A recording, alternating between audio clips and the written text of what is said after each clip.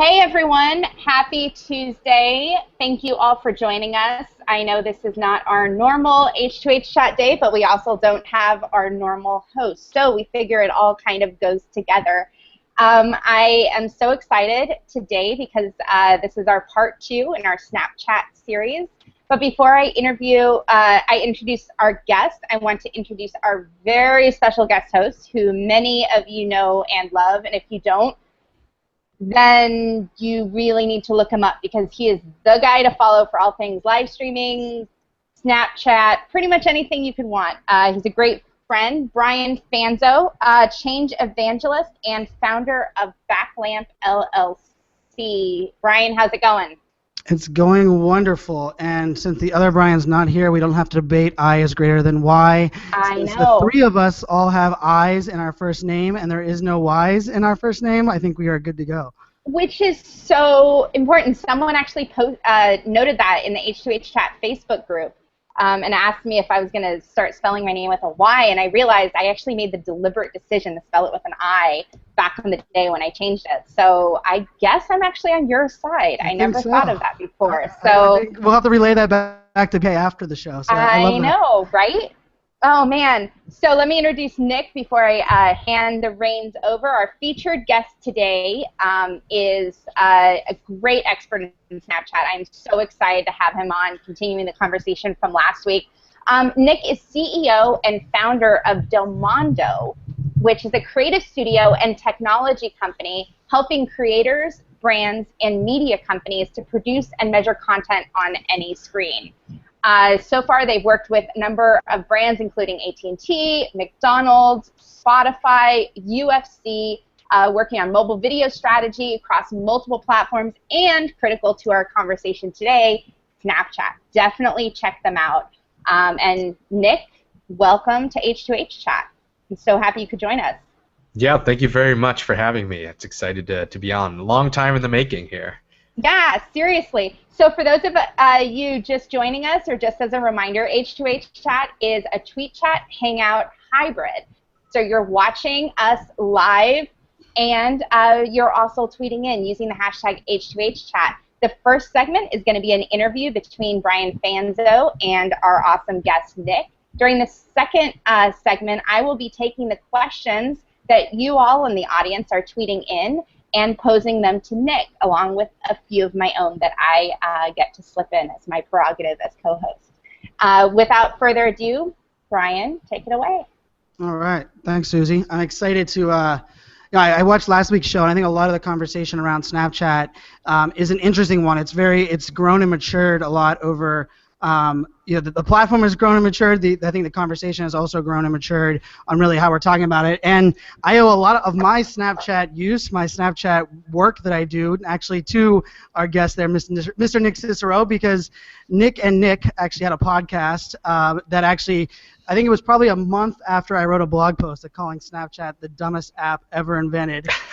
Back in December 4th, 2014, I was listening to their podcast, and they were doing an interview on Snapchat, and it kind of reinvented my entire look at the platform, and really how I think Snapchat kind of has grown from, for me, for 4 years, Twitter was my favorite app, and the first one I opened at night, and the last one I closed at the end of the night, and now it's been Snapchat for about the last 6 months, which is a testament to not only the fact that Nick is a powerful influencer to get me to go back to another platform, but really to kind of relook at this. So, Nick, I'm curious. I kind of share a little bit about my story on Snapchat. I don't think I've ever even heard this part of your story. Nick and I have known each other from past lives in social business space for a long while. But Nick, from a Snapchat perspective, how did you come across it, and what made you kind of dive in all in before everybody else did?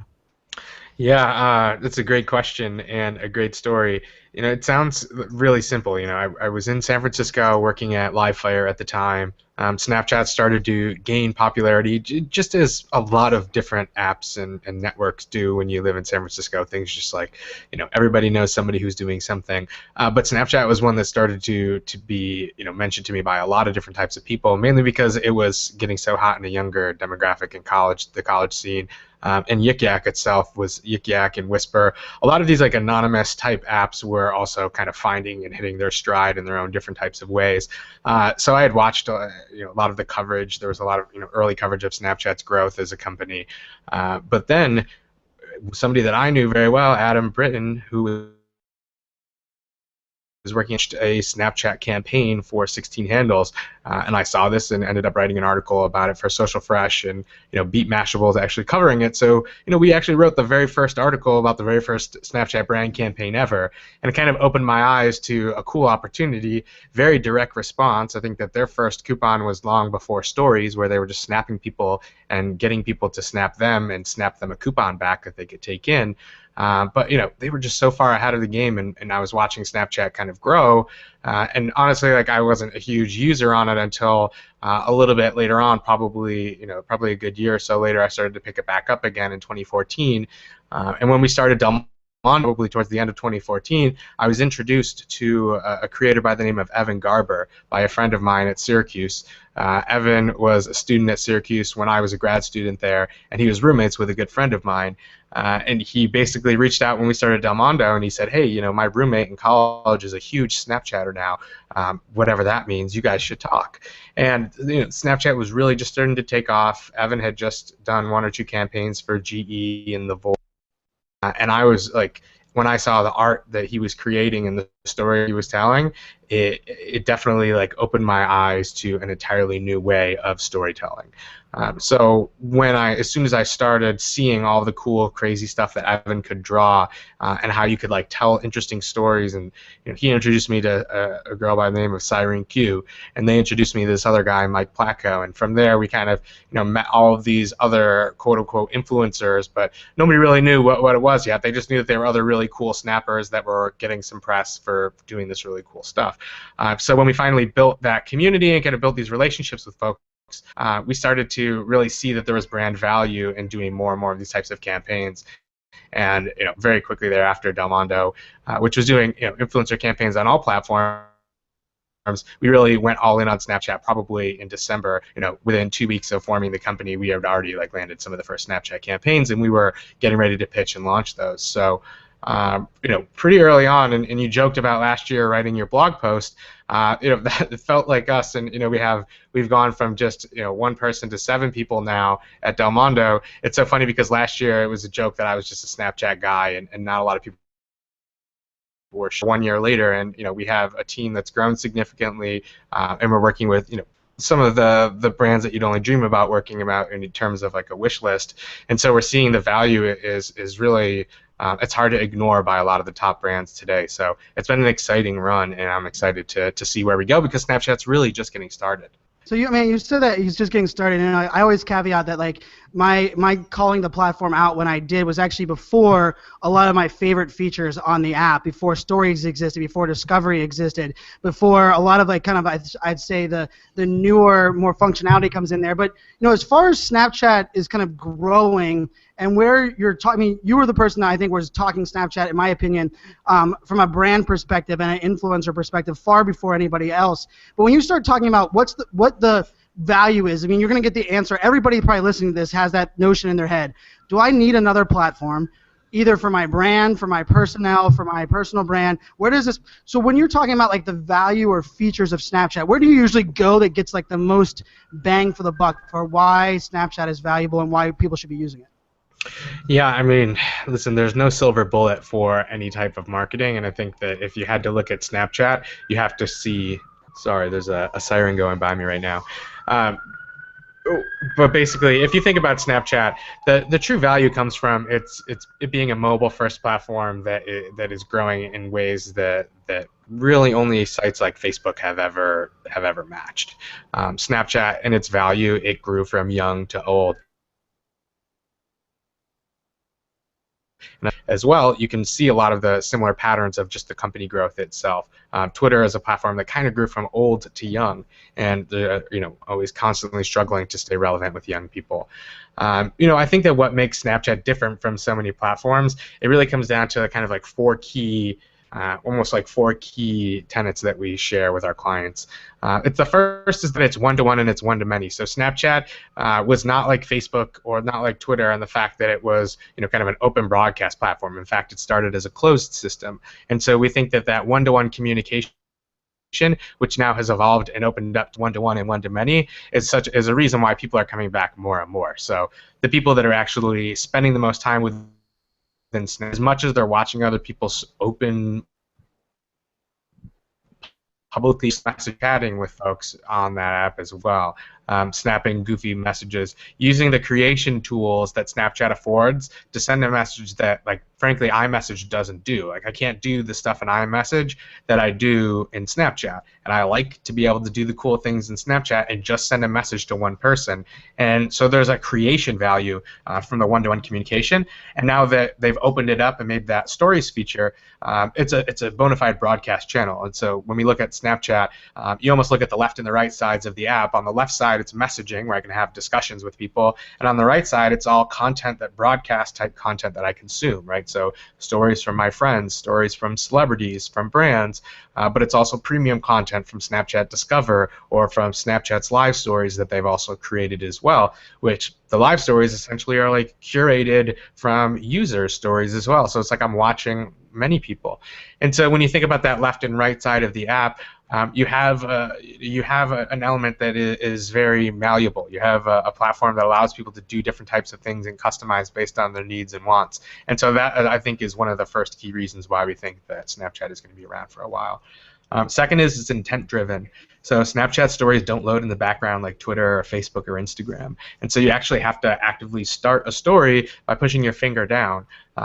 Even the autoplay with the new, opening up of an autoplay, you still have to touch your finger to watch a person's story to start your broadcast session, if you want to even think about it like that. So that intent-driven action, I have to actually make a conversation. I have to touch the screen and actually start a story. Now, when you think about Twitter, Facebook, or Instagram, we have all this discussion about autoplay video. We have the discussion of algorithms and feeds. On Snapchat, I'm always watching a person's story from start to finish. On these other platforms, I'm always at the mercy of the feeds. Think about something like Instagram. If you had to tap on somebody's Instagram photo to load it before you could actually see what that content was, you'd probably consume less photos on Instagram.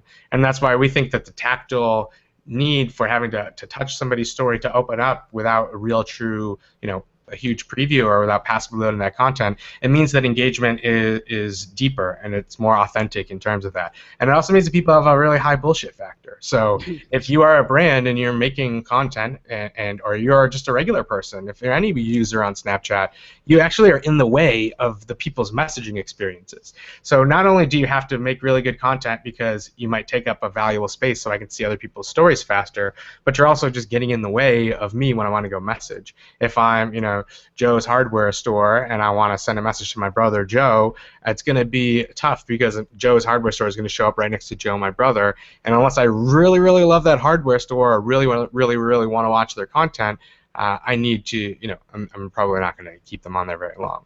But a television station, if you think of from a brand perspective, if you think of Snapchat as a television station, people tune in. People tune into a broadcast that they want to see. And so if you're creating broadcast-like content on Snapchat, people as they surf through other videos may be more inclined to want to stumble across your videos every time they do go into Snapchat. The last two pieces, I'll make it quick. Multifaceted storytelling. It's photo, it's video, it's text, it's drawing, it's geofilters. There are lenses that you can mess with your face. They now have 3D emojis that you can attach and tie onto things. On top of that, you can create as many videos and as many photos as you want over a 24-hour period, and they'll always be played from start to finish. And so this fundamental, the way that a story is told, very linear inside of Snapchat, is really, really cool, right? Think about how often somebody might see 2 of your Facebook posts consecutively, 2 of your Twitter posts, 2 of your Instagram posts. I would guess that probably Instagram is the only platform that I could even get close to slamming 3 posts in a row and having somebody actually see them, or maybe like a carousel ad or something like that. So on Snapchat, people are watching my story that I intended it to be told, whereas even if you're live tweeting this event right now, potentially with Twitter's algorithm, tweets that you create that are tied to this chat will be taken out of context and can be consumed by somebody else. And so it could mean a whole different thing to them. And so that's why the way that Snapchat stories, I think, play back from start to finish is also really unique. The last piece is that Snapchat is still evolving on its ad product, although I think quietly, we'll talk about that in a little bit, but quietly it's becoming very, very powerful if you do it right. It just requires you to think. But on top of that, it's so ingrained in the community, and since brands, as well as any of us, have built so much equity on other social platforms, yes, it's tough transferring over a new audience, but if you do find that your audience is best suited there, and you do have a good opportunity to engage with that audience, Snapchat can be really powerful in driving more and greater engagement per piece of content created than often on Twitter and Facebook. So, no, and I love it. Very long-winded. No, I love that you highlighted, to me, the linear story. For those that don't understand, if you go back and look at my Twitter feed and you want to watch what I've posted 23 hours and 59 minutes ago, you go in reverse order from what I posted most recently back towards that part, right? But on Snapchat, when you go onto my story right now, you'll notice that I'm talking about the Pittsburgh Penguin game last night. You actually watch my last 23 hours and 59 minutes happen upon you. So I love that you highlighted that. The other piece that I love that you highlighted was really, I believe, it's a one-to-many relationship when you post the story, and it's a one-to-one reply, which I absolutely love. Because the reason that I actually open the app first in the morning instead of replying to my tweets on Twitter is that anyone can mention you on Twitter, and half the time people are commenting on a Facebook post just so their friends see that or that it stays in their algorithm. And it seemed to be a lot of wasteful engagement on a lot of the other platforms. But on Snapchat, because when someone replies to my story or they even swipe up, the only person that knows they even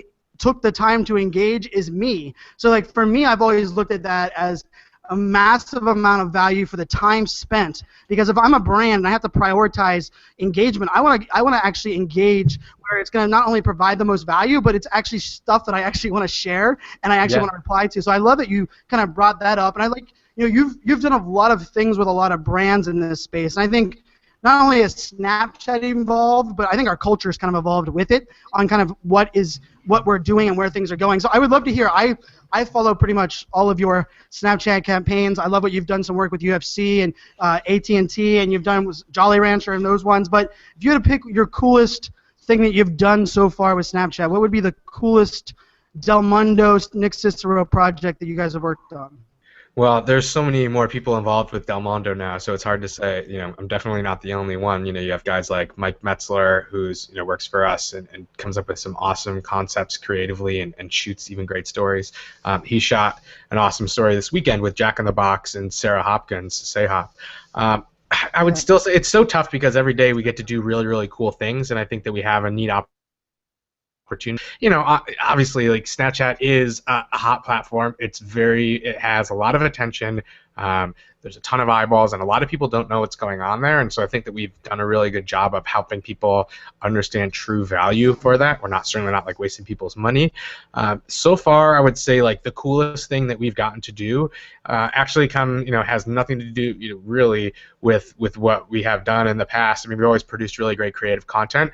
But last week or the weekend, we launched these 3V ads for Mike's Hard Lemonade that we actually, if you're not familiar, the 3V and 3VI ads are Snapchat's paid ad platform for premium video content. And so we worked with some really cool companies like Horizon Media and this other great company, Space Oddity Films. And we got to shoot vertical video and do that with professional production crew. So we got to go out to LA. We had a full-blown camera crew, lighting, sound, two awesome influencers, Jason Nash and Steph Barkley. And we told this really neat story, and it ran inside of the We Love Hamburgers story that took place over the weekend. And so the idea was that we knew months in advance what this story would be. We had a rough idea, probably the type of content. And so we decided to tell an original story because we knew that out of everybody who had saw that story, if they were 21 and older, they could see just these Mike's Hard Lemonade ads, and they'd always be told in that sequential order, the same way that organic Snapchat runs. And so we took the mindset of what would we do if we wanted to create really, really awesome organic content on Snapchat? well, we would tell a story in X amount of parts. We took that same idea and we broke it up and put it into ad units. And so we created these 3 10-second spots with Space Oddity Films, who was really awesome creative direction and production. And we shot original vertical video that was native to Snapchat, that had really awesome color correction, and it told the story about, you know, friends that went to a barbecue and what would happen if everybody turned into a GIF. And so I think that one of the coolest things that really has gone understated right now is the ability to do paid content on Snapchat. You know, so separate, that I think is the coolest thing that we've done. And so, you know, Adweek wrote up a really cool article about it. But the reason that I think that is so cool is, while I do think that it's really awesome for brands to create and build organic accounts and grow their own accounts, and we certainly do a lot of that work with brands right now. You know, UFC is awesome, media companies and others. I do think that there's a really cool opportunity to do paid content on Snapchat. The 3V and the 3VI ads are obviously like one way to get really deeper into the targeting of how we reach different types of audiences, knowing that we are getting, you know, and Snapchat is getting a lot of data about the users that are on its platform, but obviously like there's a cost associated with that. And so we found that it's very competitive in terms of what we're able to deliver in terms of the value. It's actually getting a lot. But even if you remove yourself from like the high quality, the higher end 3V, 3VI ads, just going down to the geofilter level, there's so many really awesome things that you can do with location. You know, I just took a trip to Florida for Memorial Day weekend. I was in LaGuardia, and inside of the airport, I had something from, I think it was Dentine Ice or Stride, one of the gum companies. One of the gum companies basically had a geofilter that said chilling in blank this weekend, and it was targeted to people who were at the airport. So I was like, wow, that's brilliant. You know, they're actually targeting to me in the place where I'm going to be. Like, it's very common that people would snap that they're going on a flight, that they're on their way, and so they're giving an element of their brand to being creation. Or just think about if I'm at the airport and I snap my friends and say, hey, I'm headed your way, or headed here, or headed there. You know, it's really cool to be able to do that privately, even if you don't share it publicly.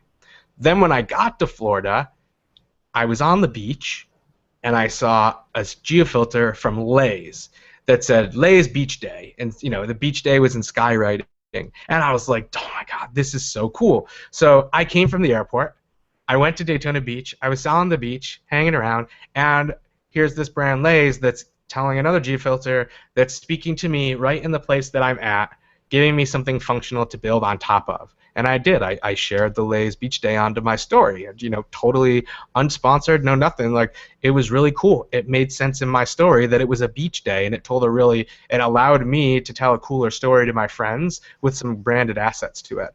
And so those, when you look at the abilities to do advertising on Snapchat, obviously you have this really cool targeting ability on the high end, but even on the low end, psychographically, you can think about putting yourself in the minds of your customers. You know, Fanzo, you've always said, think like a fan, but you are thinking about where the people are going to be, what is the type of content that they're going to be creating, what are the types of activities and behaviors that they're going to be doing.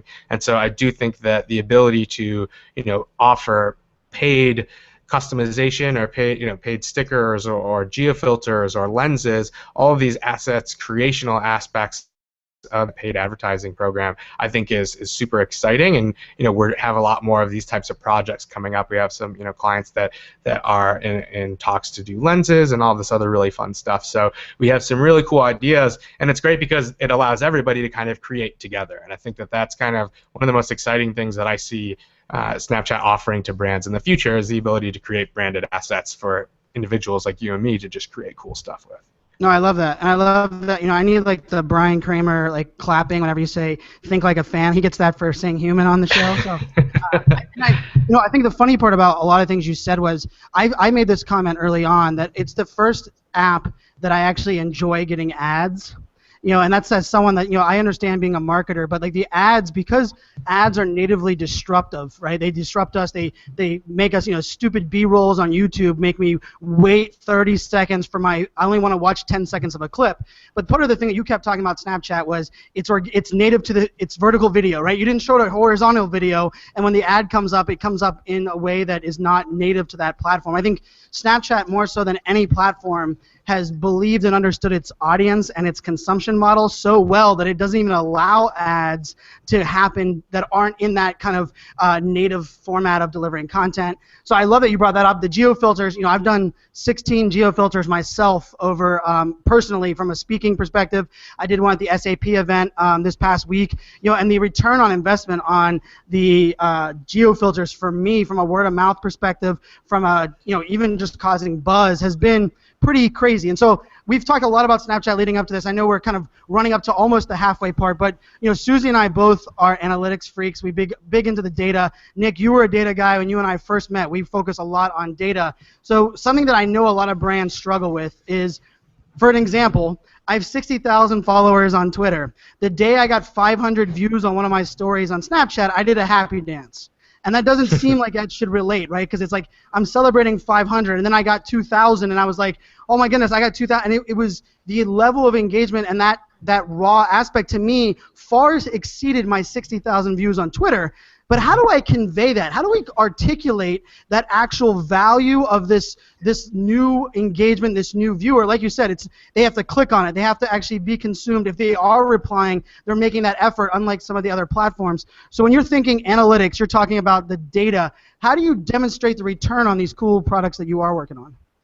Yeah, this is really, you know, almost like a newer way of thinking. I think I've been kicking around this idea with a lot of folks, and I think that Snapchat has made a good job of prioritizing consumption metrics over kind of the appetite.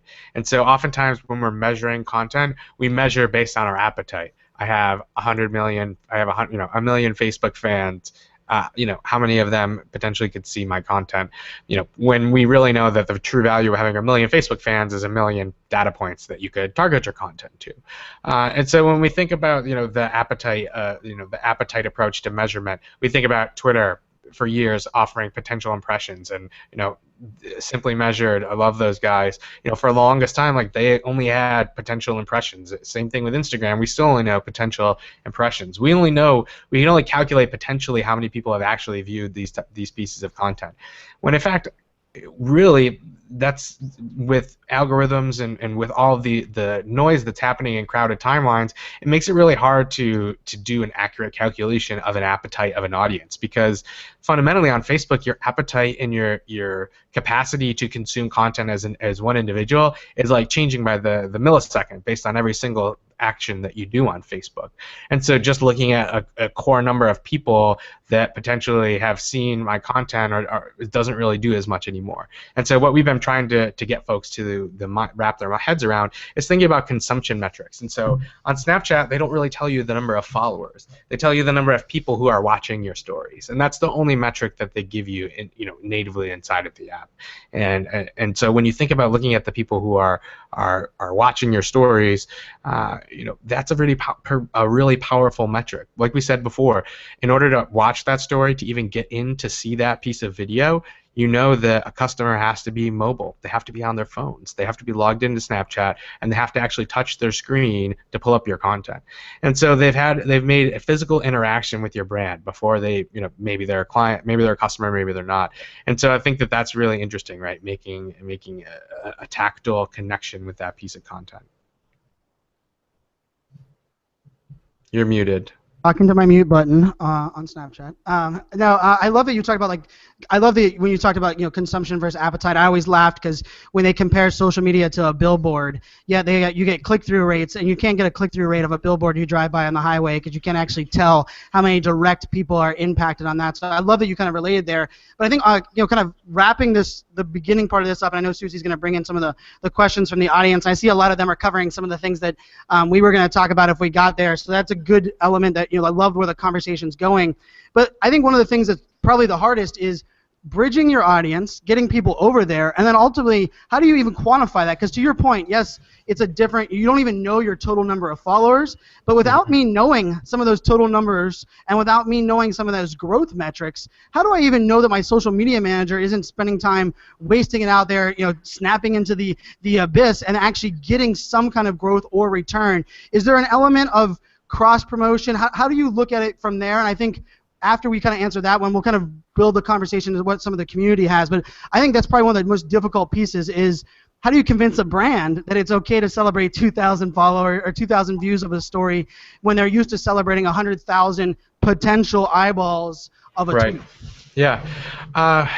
Very quickly, I would say that if I were a marketer that was watching this stream today, and you wanted to know like what are one or two great metrics that I could go back and report, or three great metrics, I guess, is always going to be your unique viewers. So like I said before, people are adding you, but check out the number of people who are actually viewing and opening up your stories. Then you would also want to look generally at the completion rate, right? So if people are watching my story, are they staying through it? So is that first number that I see, is it sustained? Is it really big all the way through?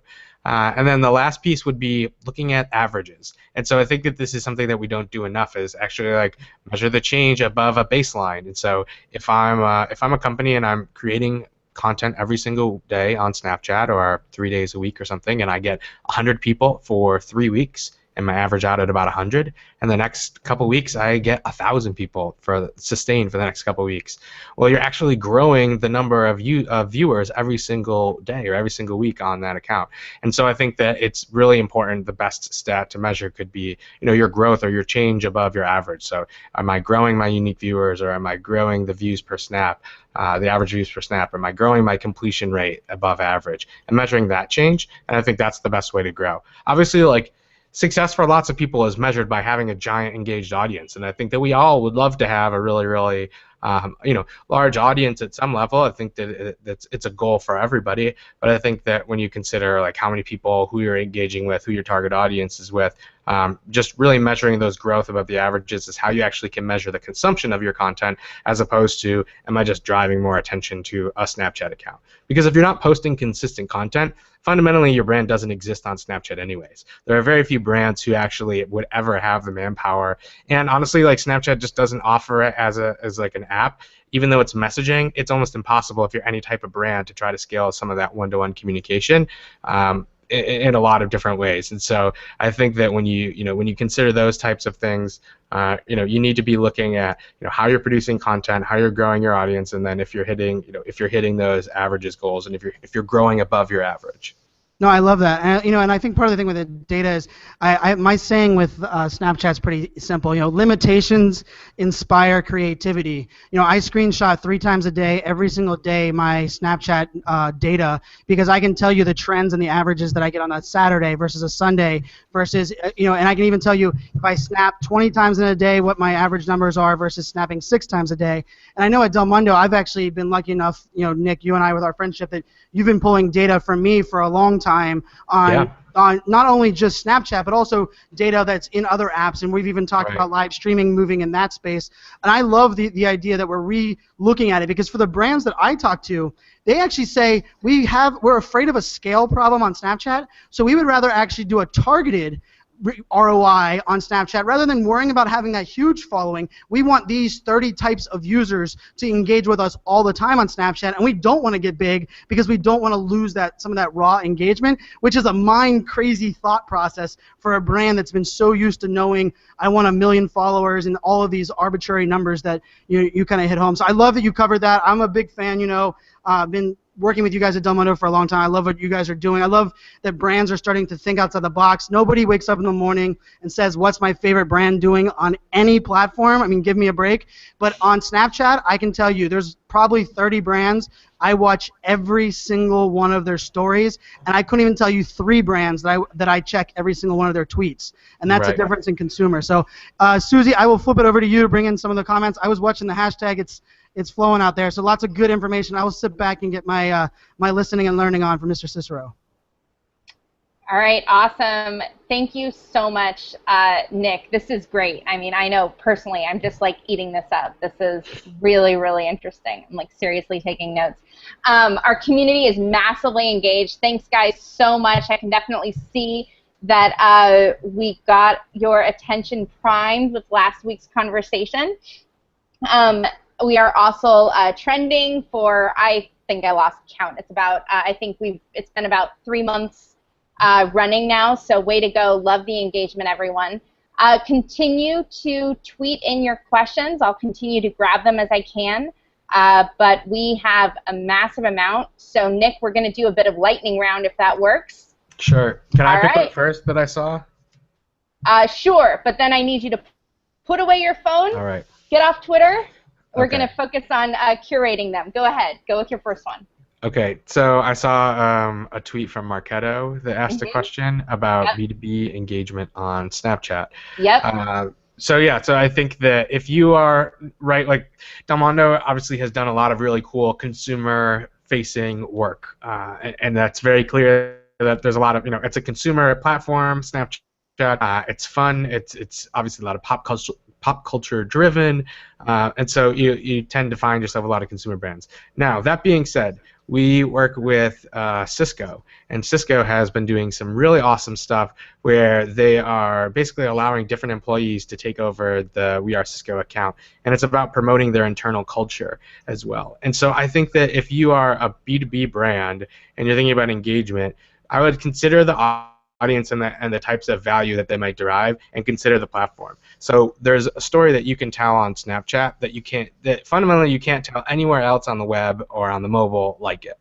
And so if I'm a B2B company, I wouldn't always consider using my Snapchat to sell. I might use it to inform or to entertain, as opposed to trying to like garner leads from that. Or maybe I want to promote my internal culture. So I would say that if you're a B2B brand, fundamentally, like you probably won't have the same direct line of sales that some types of ad products to Snapchat today might have, but you can build a really awesome relationship with that type of audience. And so, like I said, if I were somebody like Marketo, I would be doing things like taking in crowdsourced questions from people who have, let's say, common questions about marketing automation, and each week have like a live have a TV show that would be on, the Marketo Snapchat account, where they could then basically like talk about the top 10 questions that people might have, and tell it in a really interesting, fun video type of way. And so that's one way that you might think about that. And you're not trying to sell people, you're trying to inform and trying to educate. And so I think if I'm a B2B brand, I'm coming up with valuable and useful content that is video focused, and that's, I think, the most important piece. Great, thank you. So let's do a follow-up, and thanks once again, Marketo, for joining us. We always, it's great to see you on here. Thank you so much. I want to go ahead and do a follow-up here. Put the phone away. No Twitter, Nick. I'm here. All right, all right. So, Stacy DePaulo, thanks so much for joining us, Stacy. Always love your questions. She says, and maybe you can build off of what you just said with Cisco. So she wants to know, do you see a role for Snapchat for employee advocacy programs for brands? Any example? You just gave We Are Cisco, which is awesome. What other examples? How can we build this out beyond just the employees taking over the account? What does this look like? Yeah, I mean, off the top of my head, it's I think that there's a lot of things that you could do. I don't know, depending on the type of company that you are. But like I said before, remember that Snapchat is it's just fun, right? Like, it's fun to make stories. It's a fun app that a lot of people are using personally.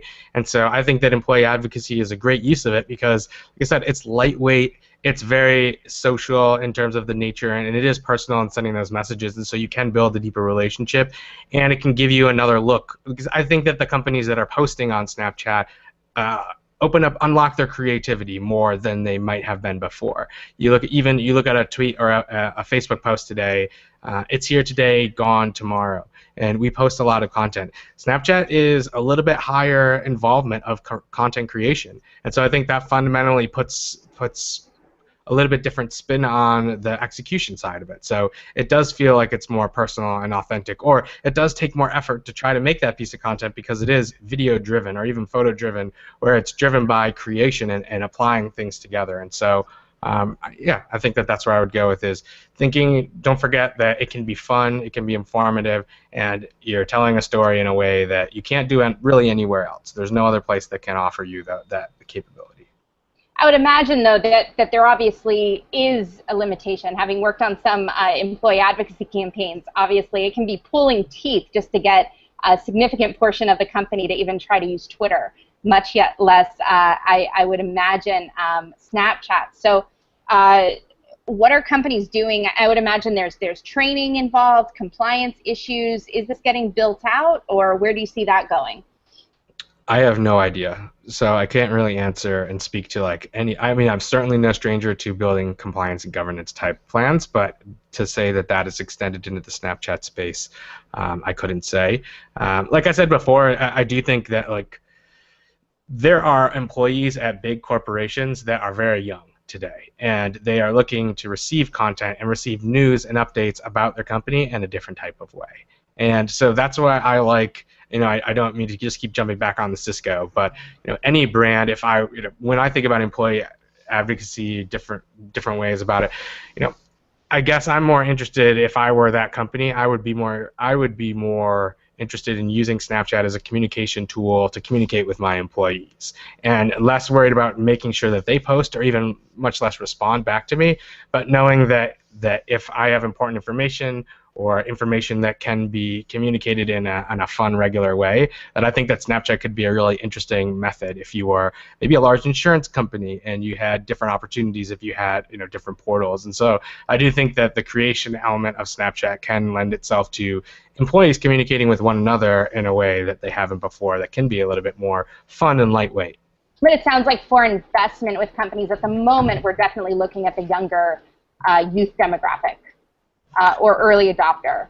Yeah, I would say like if they're actually going to invest in that, right? Yeah. So do you see Snapchat? This came up last week as well. So I'm building off of that, and then guys, we're going to jump back into the general flow here. But do you see Snapchat doing anything to broaden their reach among different demographics? So obviously, as you said, Twitter scaled older. Facebook Twitter went back older to young. I love that. And then Facebook, though, using the Facebook model of scaling older. Do you see that happening with Snapchat, or is it pretty much in its solid demographic? So, people think that Snapchat is super, super young, and I'm gonna admit, like the most active use is probably 15 to 24-year-olds, but really 3/4 of Snapchat's audience is actually above the age of 18, the people who are logging in every day. So that's a pretty large portion of the population that aren't just tweens and teens that are goofing around. So there's that. Secondly, there's the introduction of all of this premium content. So there's the entire Snapchat Discover section where every single day, I think 14 or 15 publishers literally create an entire magazine or entire like digital video magazine on Snapchat every day. They're there and they're making 5 to 7 stories with videos that oftentimes are like upwards of 10 minutes long.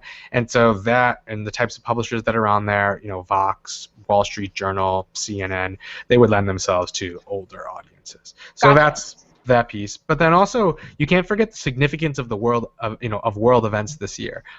We're in an election year. We have Summer Olympics, and both of these are huge major events that can help catapult a platform like Snapchat to massive global relevance for audiences that aren't in that core demographic. And so as evidenced by the announcement of Snapchat partnering with NBC to actually get Olympic updates and video clips that can be now broadcast inside of Snapchat, that is a huge sign that Snapchat is starting to reach a different type of audience. And so I don't think that it's just important that Snapchat is reaching the young kids with like an NBC Olympics partnership. The fact that they're creating their own politics show, and the fact that politics, you could almost call this year the Snapchat election, because geofilters and video ads have played such an important role in terms of the tech side. People are really only talking about when candidates do some stuff on Snapchat. They don't, minus Donald Trump on Twitter just because he tweets too often. So I think that when you look at those two cultural events, the election and the Olympics, that's going to springboard Snapchat into a much wider audience by the end of this year.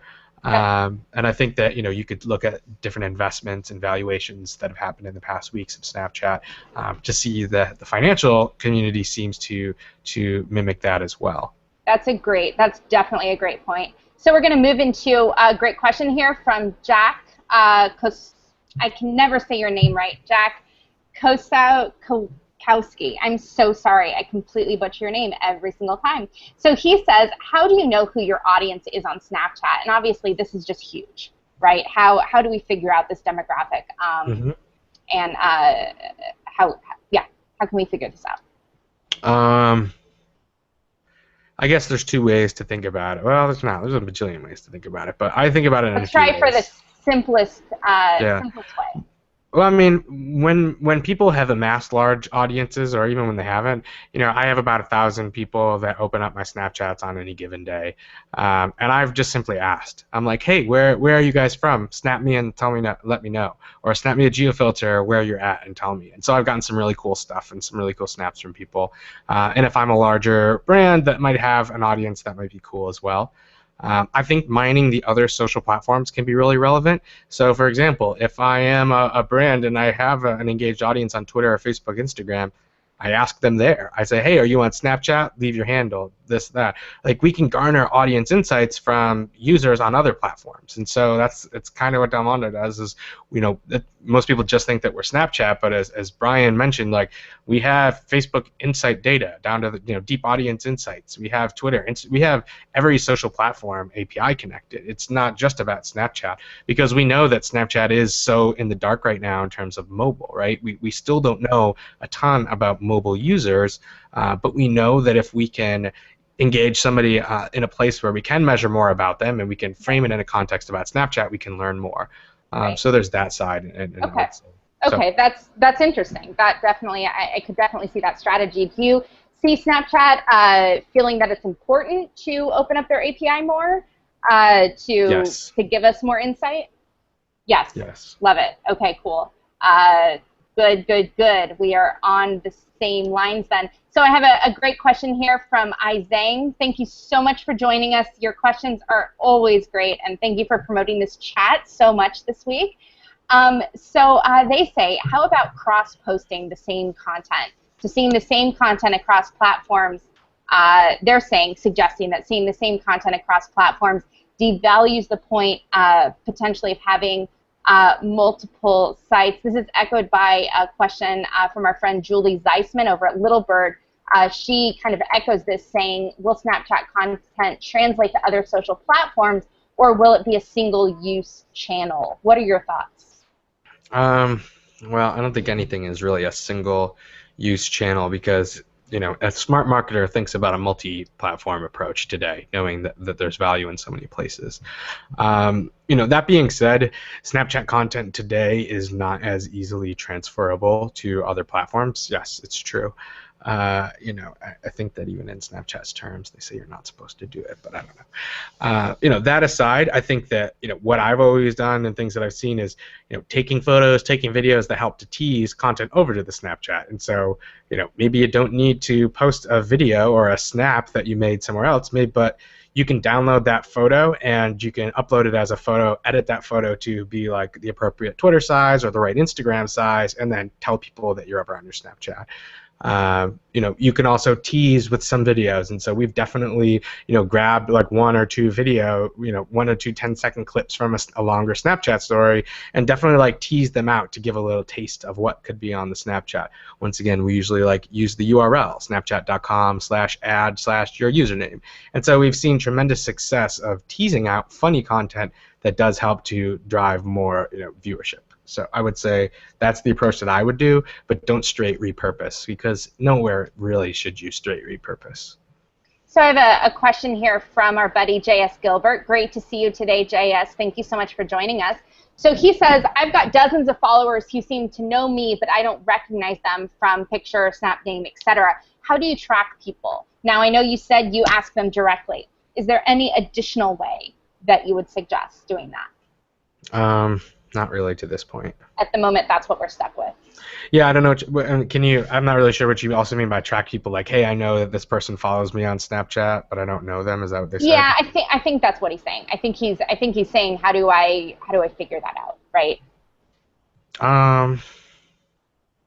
Yeah, like I said, I think that you just, you kind of have to, if you get people that you don't know, or you have to ask them, or maybe you add them and check out their content, see if it's good, and then remove them. Adding people, I often do that, right? Add somebody quickly on Snapchat. It's pretty easy to remove somebody. You tap on their screen and you can add them. You tap on it and you can remove them. And so I've definitely added people, checked out their content, and removed them if I didn't think that it was a good fit. Real quick, what I've actually done is screenshot and ask them. I do campaigns where I'm giving out stuff on Twitter, and I was surprised that when I had just I was probably 6 months in, I found out that over 60% of my audience on Snapchat was not following me on Twitter. And the way I found that out was I gave away a book for everyone that screenshotted one of my snaps and posted it to Twitter with the sole reason of I want to know their Twitter account so I can get to know them more because there's more data there. So that, for me, has kind of worked exposing that data, like for GIS saying, hey, share with me there or show up to this blab. And then when I see them there saying, oh, where did you come from? You came from Snapchat. All right, now I better understand my audience. But I think it is a difficult question for sure. Yeah, that's a great tactic. I like that. Do you see in the future Snapchat introducing any sort of profile snippet where more information can be provided? I could totally see that. I don't know what it would look like. Yeah. I mean, I could make it up, but right? yeah, I could totally see somewhere. That being said, Snapchat, the idea, they let you like clear out people or change your if too many people have added you, you can like purge your account. Like there's all these like browser things that they can do. I mean, I think that fundamentally Snapchat, while yes, we certainly have a lot of people that are driving and building really, really, really, really, really large audiences. I still think that overall, even those people that have those large audiences, the reason that they like creating their Snapchat stories is because it's a place where you can have a relatively small but engaged audience. And honestly, I do know probably 500 to 600 people that follow me on Snapchat out of the 1,000 people that watch it every day. And so I definitely have a deeper relationship with the people that I'm actively snapping with because I'm keeping up with them more. Obviously, my time is spent there, but I spend a lot of time on Twitter too, or flipping through the Twitter app, but I don't always engage with those people as often as I do with my Snapchat folks. So, I don't know. Right now, I think that it's a good opportunity to try to build a contained audience of people, and but if I'm a brand and I'm on the flip side, you kind of have to own that it's turning into more of a television type tool, and so you might not necessarily know 100% of your audience right away, which is why, as Fanzo and I both said, like understanding and analyzing audiences on other platforms and audiences who engage about, there's tons of people who talk about Snapchat and post snaps to Twitter that also probably follow your account that you could, mine data around. Gotcha. So we're still very much at the hunt and peck stage with Snapchat. So I have another question here from Christy. Christy, thanks so much. I know I can always count on you for a barrage of awesome questions. She says, what are the best ways to discover new Snapchatters and to be found on Snapchat? Wow. That's a good question. There's obviously like a lot of really good sites out there. There are, I would say that the first thing is, owning your other social platforms, right? Is if you're deciding to make a clear commitment to your Snapchat, sharing all that information, communicating that to your other social audiences is probably the first and best way. The second way I would say would be to collaborate with other people. So whether that's inviting employees or going and working with celebrities or partners in your company or letting your CEO take over or letting something else, doing that type of stuff. The collaborations bring in new audiences. I think that's a great way to do that.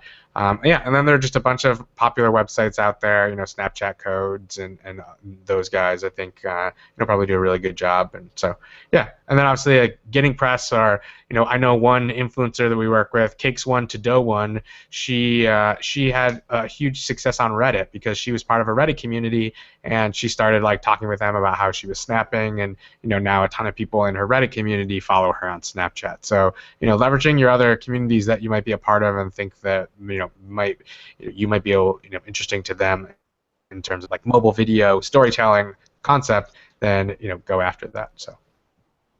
So I have a question here from Jeremy. He says, how can small business people, marketers, loyal fans collaborate in meaningful ways on Snapchat besides swaps? Yeah, I mean, like, swaps are just one way to do that. We call them takeovers, but if I'm a small business, I'm doing geofilters, and that's it. There's probably not a small business out there today that can't figure out a creative execution using a Snapchat geofilter that they could place in an area that would reach their target audience. if you have committed to using Snapchat. So if I'm a local business, I am making sure that I have a geofilter around my store, or I'm coming up with funny ideas of other geofilters and putting them in places where I know people are actively using Snapchat. I'm actually like using that more than I'm trying to worry about building my own account, I would say. So if I'm a small business, I'm looking at as much of the paid side of Snapchat as I can. So last question I'm going to ask is from Rachel. Rachel, thanks so much for this question. She says limitations can inspire creativity. And I'll say based on what we've been hearing from both you and Fanzo in terms of your analytics, obviously Snapchat is encouraging social strategists to think of new innovative ways, right, going forward. So Rachel wants to know, how are brands tracking the success of their calls to action on Snapchat? So I kind of like shared that a little bit before when I talked about some of the metrics, but in terms of calls to action, I'll just share like one example. So this weekend we did a campaign with Jack in the Box for National Hamburger Day, and so we partnered with Sayhop, who's a really popular comedian, social star, and she went to Snapchat headquarters. And created this awesome story about making your own custom burgers. But the cool thing about that is that Jack in the Box also snapped coupons to everybody, and so they basically had custom coupons that allowed you to get a buy one get one free hamburger, cheeseburger that could only be used one day only if you screenshot the snap and brought it into the store and showed somebody behind the counter, and it had a unique POS code. And so that is a very clear, and honestly like one of my first clients ever in social back in 2008 was Subway, 2009 was Subway, and that was just one of the easiest ways that we tracked Facebook conversions right away, is we would give out gift cards that had POS codes, and we'd see the people that came in and then see how often they'd come back. And so for Jack in the Box, it's really cool because they're able to basically track the number of people who've screenshotted their coupon and taken it into the store and actually redeem that. And so I think that it doesn't get much more direct conversion than that. And so I'm excited once again, to see we're talking about a very specific type of business, right? So we're talking about a B2C retail type business. How about moving? Let's briefly talk though about opportunities in other ways, right? Like how else? I've heard sometimes about doing some sort of unique URL that people are then somehow figuring out how to track. How do we get to the point where we can prove ROI to get buy-in for things like ads, geofilters, etc.? And thank you, Michelle, for pushing back with this. I appreciate that question.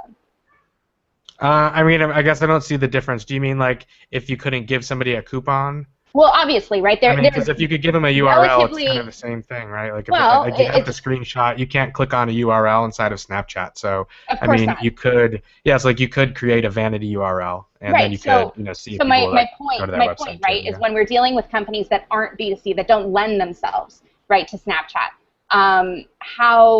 What are some creative ways? I threw the URL idea out as a suggestion, right? But what are some other creative ways that companies could be thinking about CDAs?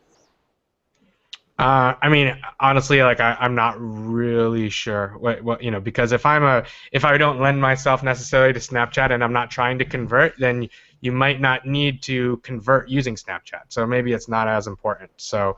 Like I said, I would think that right now it's either a screenshot to do some action, and so if I screenshot, I could send you to a URL, which is kind of hard, right, because it's not easily clickable, or I could screenshot and give you like a coupon code or a URL or any type of message that you then have to go somewhere to do something. I mean, those are really the only ways to get somebody off of Snapchat, right, is to give them something that they can screenshot and remember and use later to go after. Gotcha. Well, thank you so much for joining us. I love how this plays in so well to our conversation last week with Tim Staples. So thank you, everyone who joined both of these. If you weren't able to make last week's, I'm going to go ahead and post the replay in the feed. Thank you so much once again, Nick, for joining us. Thank you, Bryan, for filling in for Bryan with a Y. And I will see all of you next week on Monday, back to our normally scheduled time, 12 p.m. Pacific, 3 p.m. Eastern. Thank you. Make it a great week. Thanks, guys.